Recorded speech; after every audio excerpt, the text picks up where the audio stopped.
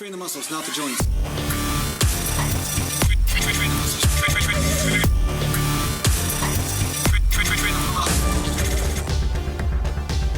Welcome back to Natural Galant Bodybuilding Mountain. And I got my sweater on until I warm up here, eh?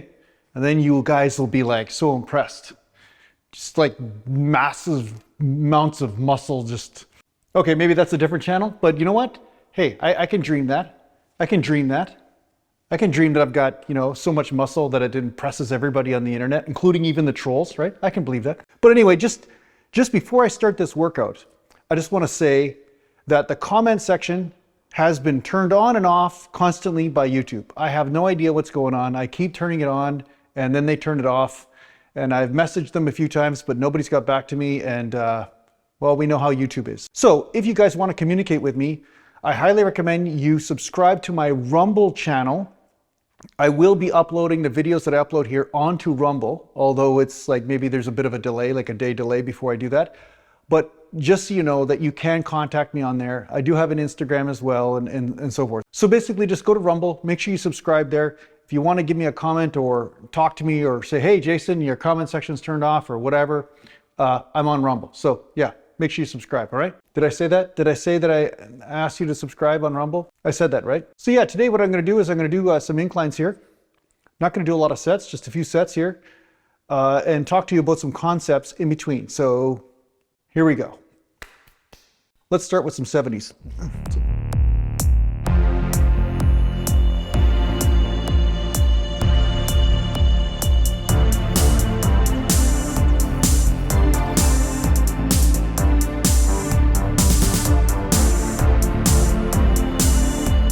Nice to get all the cracks out of the joints, eh?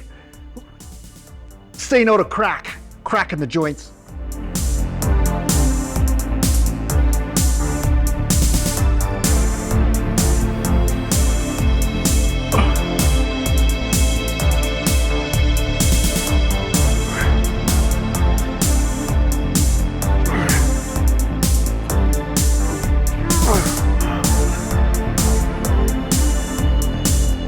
Feels pretty good. I had a day off yesterday and I ate 2 containers of Haagen-Dazs. I just felt like I just needed something and that's what I needed, the Haagen-Dazs. So anyway, sometimes I don't eat that stuff all the time, but mostly I'm sticking to the salmon, the oatmeal, you know, potatoes and chicken, maybe some steak here and there and some ground beef.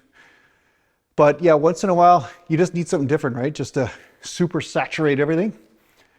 And feel like a fat bastard for a few minutes, you know, that's all good. So anyway, it helps me kind of fill out the next day sometimes. So I'm not saying to do it all the time, but once in a while, I'll do that. So sometimes you might be wondering, you know, how much volume should you do? How often should you work out? And, you know, is Mike Mentzer really right? Or is this guy right? Or, you know, which guy on the internet is right about what type of training you should be doing? But one thing I found is that you can drive yourself nuts because what's right for you in your training it might be changing all the time. And it just depends on what you need at the time, right? So, you know, some people say they get systemically burdened and overtrained, say they're drastically overtrained or burdened with stress in their life and so forth. They will have a very low amount of recovery ability. And because of this, you know, they might need to work out only 1 day a week or 2 days a week because their body is just overburdened. Now, does that mean that that's the best way to train for everybody or that's the best way to train? Like maybe it's not even the best way to train, but it's just the best way for you to train based on the circumstances that you're experiencing at that time. So what I'm going to say is that sometimes your body will go through different things, colds, flus, you know, mild infections or whatever, you know, sometimes like maybe digestive system problems, whatever it is. And this can place a mild burden on the body that can affect your recovery and what type of training program is right for you. Now, I do buy into the lower volume approach to training and so forth. But what I did notice is that when I train with a Mike Mentzer type of idea, like say I only trained once and then 4 days later train again a different body part and then another 4 days after that or something like that, train another body part for a few sets. I definitely go down in strength. I go down in the pumpy and lumpy look. My body loses its pump, and I start to lose my ability to actually gain or have the ability to train hard. Because I'm so out of shape, I'm fighting the cardio, I'm fighting the discomfort, I'm fighting the lack of a groove, I'm fighting all of these different scenarios. And what I found is that training like that, as much as it has a very alluring type of aspect to it, where, hey, I don't have to train as often, I have a lot more free time and all that, right? I noticed that it's like going from 0 to 100 in your life, right? So say if I don't warm up, right? This is a bad example really, because of course you warm up with your weight training and stuff. But because I look at all my workouts that lead up to another workout as glorified warm-ups, right? Like all my workouts, like today when I work out, my body feels different tomorrow because I worked out today. But if I don't work out for a week, my body starts to go into sleep mode, right? And then when I go to exert it, like with a lot of weight or whatever, it's almost the body doesn't even know how to process that, and it becomes almost like a shock to the system. So it's kind of like that. When I get out of touch with the gym for too long, that's what happens.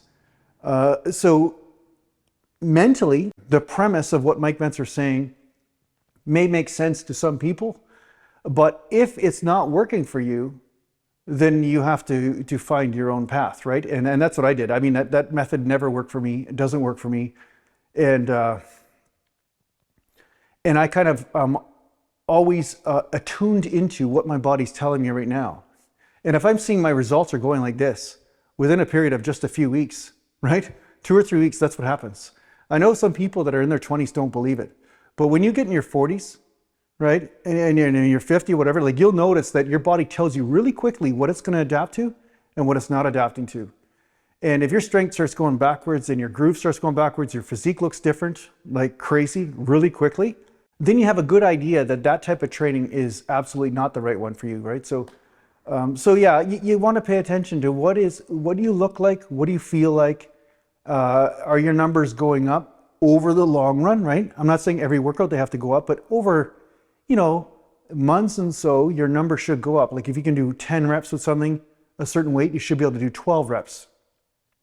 After a certain period of time. Now, you should see some sort of ascension of strength or strength endurance. And that will give you an idea of what type of program you're doing. Now, if you're not getting any results and you've increased your food, you've increased your sleep, you've done all those sorts of things, then yeah, look at your training program, right? Look at what you're doing for your training. And maybe you need to train a little bit less or more. But really only time will tell in experimentation, right?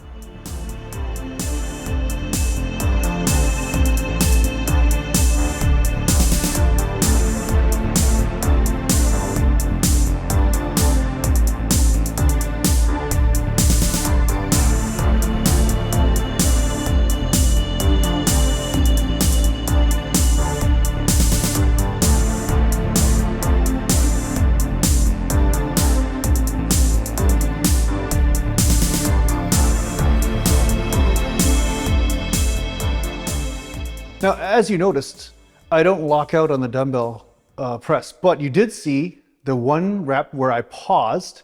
That's basically my lockout. My lockout is like this, right? That's my lockout. For me to do this, it's a waste, right? But a lot of times when people see me online, they make the mistake of assuming that I'm doing something as a partial rep. Meanwhile, it's because I've got short arms, I'm built a certain way, so it just looks that way based on my bodily dimensions, right?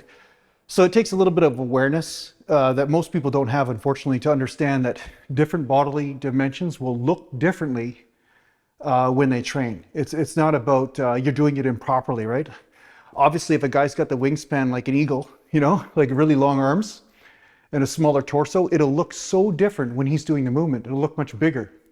The other thing that people make a mistake with too is that they assume that lever arm length doesn't make a difference. But say if I have long arms, say my arms, let's just exaggerate here. Say they're a foot longer in each direction, right? My arms. If I just move just a couple degrees around the joint, say I'm doing chin-ups, right? And I just move a couple degrees around the joint, that will make a huge difference in how much my upper body moves, right? If I'm doing a chin-up and my shoulder just changes it just a couple degrees, as opposed to having shorter arms, right? If I have longer arms, it will make a huge difference in how much more my torso will move with the exact same shift in the angle of the joint. So 2 degrees, say, 2 or 3 degrees, right? So when I'm doing chin-ups, a lot of times people are like, oh, you're not using right range of motion because you're not coming up high enough. But they're not looking at the angle around the joint and how much I'm retracting the scapula and so forth, right? So that's really what you want to concentrate on. You want to concentrate on the joint itself, not necessarily where the body is or where the bar is. And that's a big mistake that people make when it comes down to range of motion. Yeah, it's almost like exercise discrimination, you know what I'm saying? Like you get discriminated against just for being built differently. It's kind of like watching a guy that's 5'8" play basketball and then comparing him to a guy that's 6'7" and saying, oh, he doesn't look the same because, you know, the ball is so much bigger in comparison to his body. It just doesn't make sense. But it's like, well, yeah, that's just nature, man. That's just the way it is, you know? So some of us are built like Wolverines, you know? And then some of you guys are like storks, you know what I'm saying? You know, you're taller and thinner and all that shit. But yeah, some of us are Wolverines, you know what I'm saying? Mountain.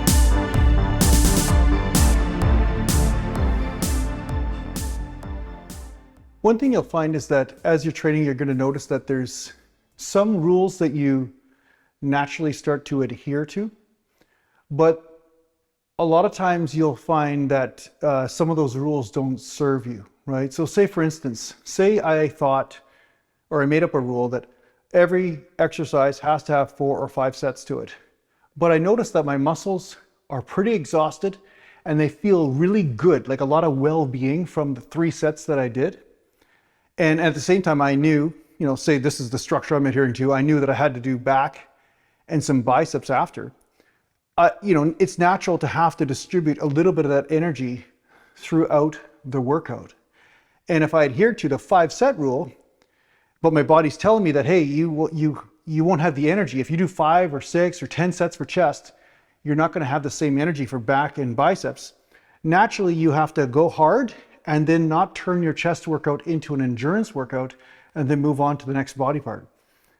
Another way that sometimes it's good to break the rules of what you're doing is that, say you thought to yourself that you have to do 4 sets, any exercise that you do, but say that you want to apply the pump and stretch principle to your chest exercise. So for instance, I did 3 sets of decently heavy incline presses. And then just as a, let's just say a rehabilitation / stretching movement, I'd like to do some flies, but I'm like, hey, I'm not going to do those flies because I have to do 4 sets no matter what. Well, at that point, I'd say the rule that you have in your head might be working against you. And if you feel like it's the right thing for you to do some sort of stretching motion to stretch out that area, then follow that. So I guess what I'm saying is that there's going to be an intuitive approach that will naturally emerge in you as you start to play with the weights. And yeah, there'll be times that your form of play will be strict adherence to a structure. And then there'll be other times where you'll notice that the body almost needs something else or wants something else. So yeah, for this set, I'm going to just do some light flies, maybe just 30 pounders. And they're hybrid flies, you know, I do them pronated. And I'm going to do that just to stretch out the chest muscle, stretch out the upper back, or not the upper back, sorry, the upper chest. And sometimes I get the snaps in the upper thoracic sometimes from that as well. But yeah, I'll just do a set, just get a nice little burn and then move on to some back training. Mountain.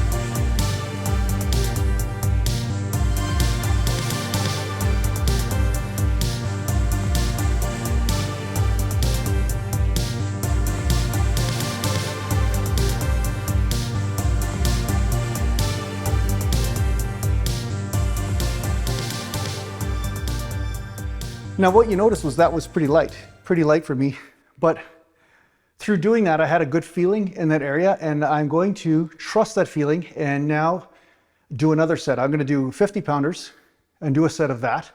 Then I'll move on to back, see?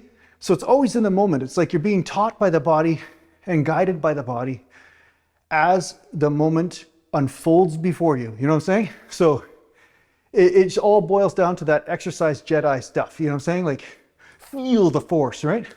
Yeah, so that's how I do it. I mean, this is what keeps it interesting to me. If I just had a strict adherence to structure all the time, I think I would be very disenchanted, I guess you could say, with training. So the following the feeling really helps you, because then you're like a rat in a maze. And then when you hit a wall, you just go right or go left, right? You don't get too fixated on having to go through the wall. So say you're training and you have some sort of joint pain, then you shift to an exercise where you don't have joint pain, or you shift the angle of attack, or you do something, but you're not so fixated on having to do the exercise in the way that actually hurts you, right? So anal retentive people don't understand what I'm saying, or don't want to understand, because they still think that if they run through a brick wall, that somehow they're going to come out the other side and be unscathed. And the truth is, that's not going to happen. There's going to be some problems with that, right? So yeah, let's do another set of inclines and then move on to some back. I'm going to do some easy back stuff that is going to look funny to you, but if you've been here for a while, you already know this exercise. But anyway, I'm going to show it to you. You're going to like it. It's still great. It's still great. But yeah, it will challenge your concepts of what it is you think to be true.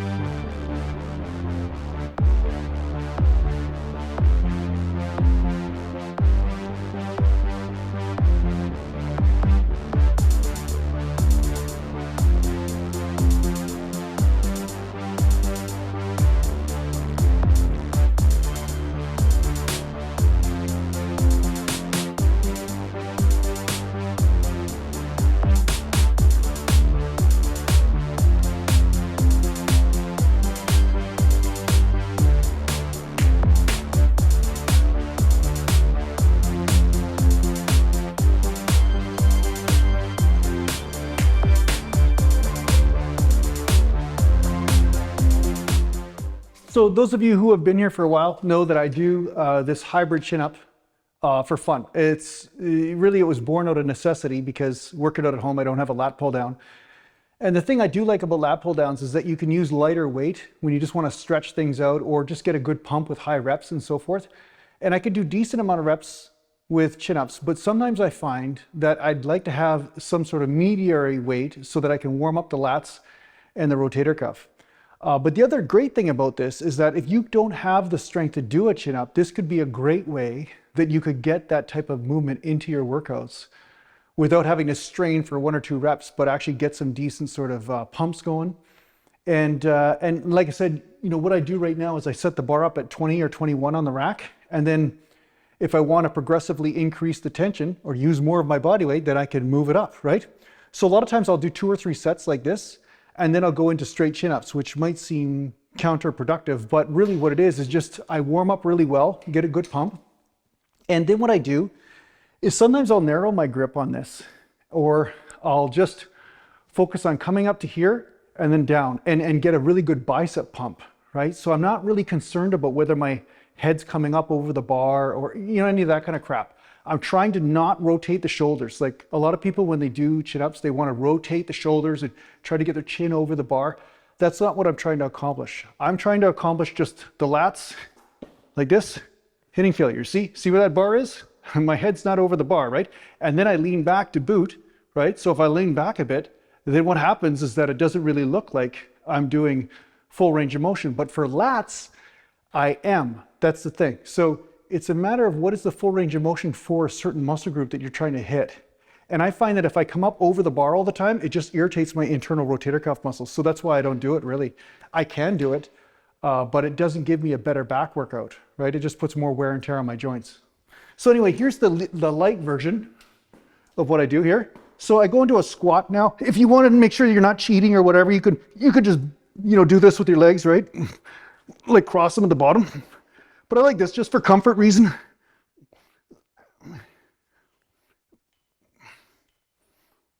And I feel great tension on here.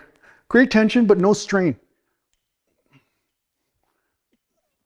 And I can even lock out of the bottom too, because it's not a danger because my knees will stop me from going further than lockout, right?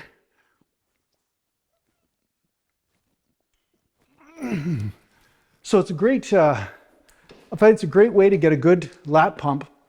And at the same time, you know, you're not worried about balancing or any of that kind of stuff. So it's just something different. It's a different dynamic. And so one thing you want to do when you're bodybuilding is you want to introduce different types of tension and different types of scenarios to the muscle, and therefore you get better adaptation. So sometimes the weak link when it comes down to training is that, especially in this camera age, right, is that a lot of people film themselves and they look at their form and they judge and assess their form on how pretty it is, right? They're looking about how pretty it is and how perfect, and is it going to be a good, you know, cock measuring contest with somebody else on the internet, you know, like who had the prettiest form. It's like a freaking beauty pageant, you know what I'm saying? But the great thing about back in the 80s and 90s and stuff is that, and even 2000s, you know what I mean? You're training and it's like you didn't really know how stupid or good you looked, but you knew what you felt, right? You concentrated on what you felt and where you felt those forces. So I'm fully aware that this type of chin up doesn't look as pretty as somebody doing like some sort of wide grip chin and all that, but I don't care about that. I'm just looking for where the force is exerting itself, and I can feel that. I can feel exactly where they are, and basically how deep into failure I can take the muscle, and that's really what you should be after. It's not this love affair with range of motion or love affair with you know how complicated you can make a technique. It's more like how intense can you be on the muscle, and can you take it to absolute exhaustion? That's it. That is really the primary principle in natural bodybuilding that people have forgotten, right? They think there's only one or two ways to do this, right? It's just crazy. But you know, you got to break yourself out of that system, because that system is really just you know, creating a lot of sheep just following everybody else over the cliff. You know what I'm saying? So you don't want to be you know, one of those sheep going over the cliff and some guy in a freaking kilt trying to chase you over. You know what I mean? Because you're like you know, you're basically his dominant sex life, you know, at that time, you know. You got to watch out for those guys in the kilts chasing the sheep over the cliffs, you know, watch out for those guys. But anyway, I'm just saying, like, I'm just saying you got to do what works, you know, you got to do what works and concentrate on that feeling, right? So I'm not using my legs at all when I'm doing this. It might look like I am, but I'm not. I'm just using my arms.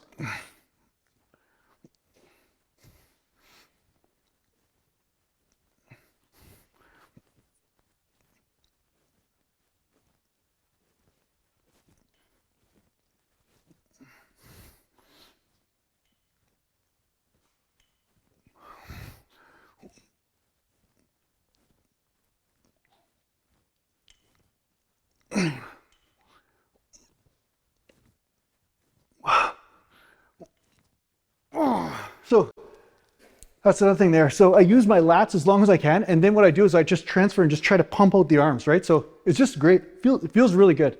I can't tell you how good it feels. It just feels good. Mountain.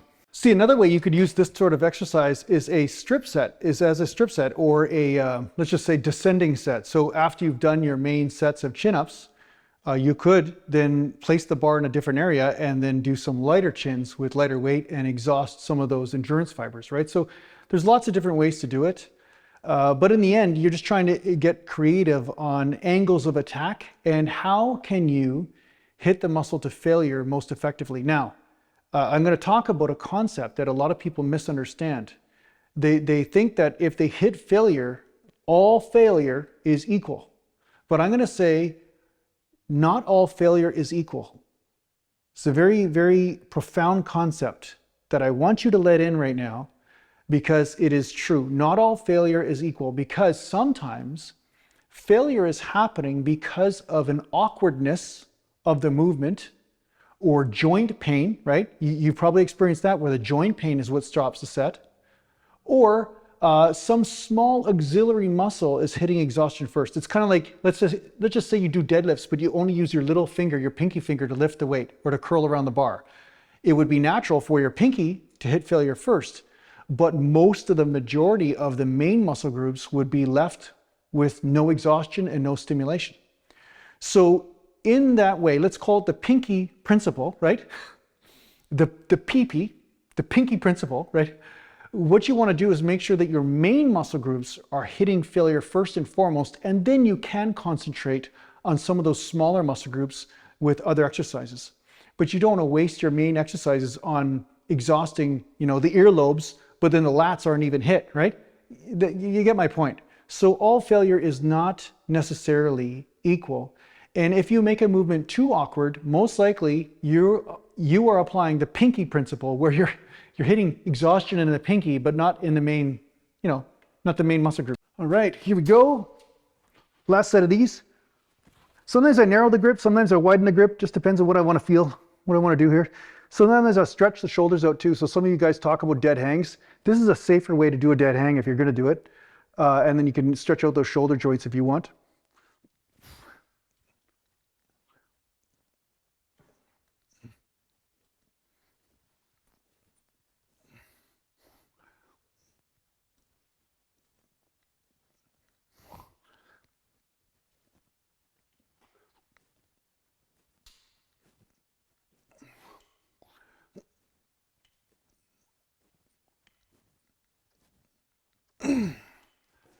That feels good. Okay, let's do a couple sets of chins now.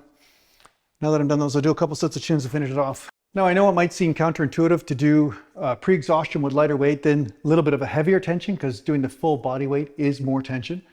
But honestly, I don't care. I really don't care. I'm just enjoying it. And if I'm a little bit exhausted, it's okay. I'd rather get the benefit of the extra warm-up and just exhaustion in the muscles that I want to hit. And like I said, a lot of times I'll use the other movement as a glorified bicep workout. It's because once my lats start to fail, because I'm kind of locked into a certain way of doing things because my feet are on the ground, so I can't lean back as much. So sometimes I end up engaging a lot more bicep, which I kind of like. So yeah, it just depends on what you want to do, right? It's like I am a painter and I'm working with the different colors, right? It's kind of like that, just not so. But anyway, yeah. So here we're gonna do, yeah, a couple sets of chin ups here.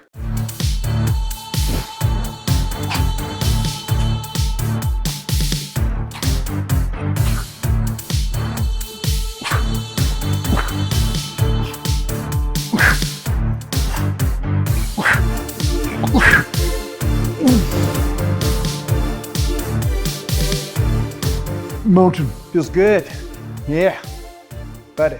So I just had a guy comment about the fact that I don't touch my chest with the barbell bench, although I've done grandiose experiments on this.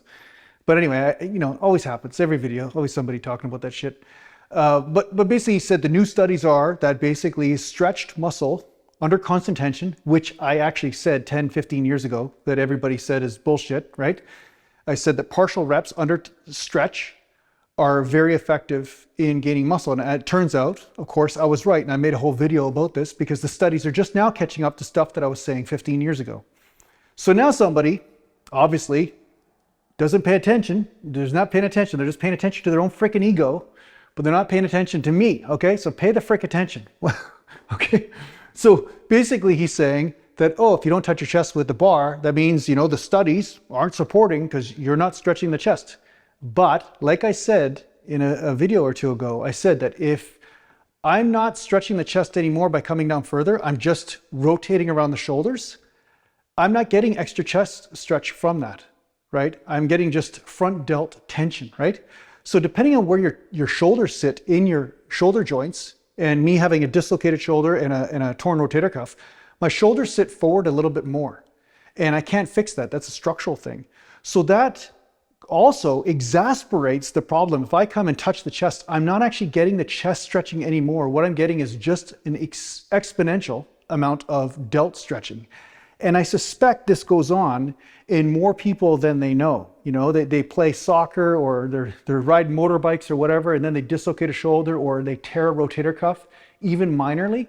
This can change the way that the shoulder sits in the joint. And you could rehabilitate that a lot, but the structure will still be different. And that will dictate where the bar should be in order for the ideal stretch to happen for the chest. It's not just like a blanket statement, touch your chest with the bar, right? It's just, That's like the dumbest comment you can actually ever make. The reason why is because not only do people have different injury history, but also people are built differently. If a guy's got a wingspan of a freaking airplane or a Boeing 747, right? And say he's got super long forearms, right? You know, he's gonna have to come down farther. Like say he's long forearms in comparison to his upper arm. Different dimensions, like say a different ratio. Not just taller, but a different ratio. So say he has really long forearms in comparison to his upper arm. That will dictate also what type of stretch he's getting. And if he should come down all the way, he might be just popping his shoulder out of the joint. It might not necessarily be helping him. You might be just injuring him, right? So you got to be really careful with making these snap judgments. And I'm glad that I have some of you guys around that just give me a leap of faith. Just give me the benefit of the doubt once in a while, you know? But I still always have these new guys that they always want to fight for no reason. But anyway, the bottom line is that you're more complicated than that. Everybody wants to oversimplify you. Don't let them do that. All right, last set of chins. Dead hang, see? That's a dead hang I could do, see? Look at that. If I want, but I don't do that all the time because it's not good for me.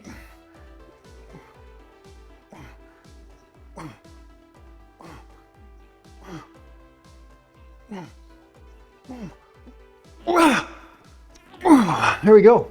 Mountain. That's it. So anyway, guys, I hope this video helps you out in some aspect of your training. I hope you enjoyed it.